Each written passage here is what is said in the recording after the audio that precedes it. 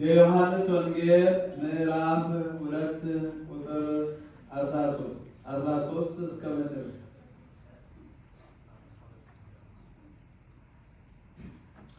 የአይሁድ ፋሲካ ቀርቦ ነበር።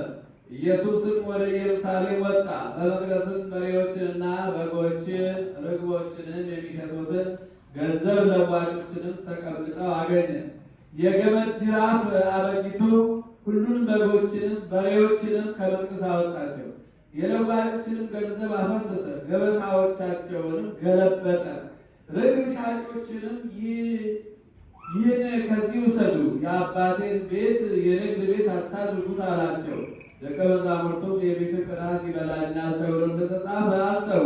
ስለዚህ አይሁድ መልሰው ይህን ስለምታደርግ ምን ምልክት ታሳየናለህ አሉ። ኢየሱስም መልሰው ይህን ቤተ መቅደስ አፍርሱ፣ በ3 ቀንም አነሳዋለሁ አላቸው። ስለዚህ አይሁድ ይህ ቤተ መቅደስ ከ46 ዓመት ጀምሮ ይሰራ ነበር፣ አንተስ በ3 ቀን ታነሳዋለህን አሉት። እርሱ ግን ስለ ሰውነቱ ቤተ መቅደስ ይል ነበር። ስለዚህ ከሙታን ከተነሳ በኋላ ደቀ መዛሙርቱም ይህን እንደተናገረ አሰቡና መጽሐፉንና ኢየሱስ የተናገረውን ቃል አመኑ። በፋሲካ በዓልን በኢየሩሳሌም ሳለ ያደረገውን ምልክት ባዩ ጊዜ ብዙ ሰዎች በስሙ አመኑ። ነገር ግን ኢየሱስ ሰዎችን ሁሉ ያውቅ ነበር፣ ስለ ሰውም ማንም ሊመሰክር አያስፈልገው ነበርና አይተማመናቸውም ነበር።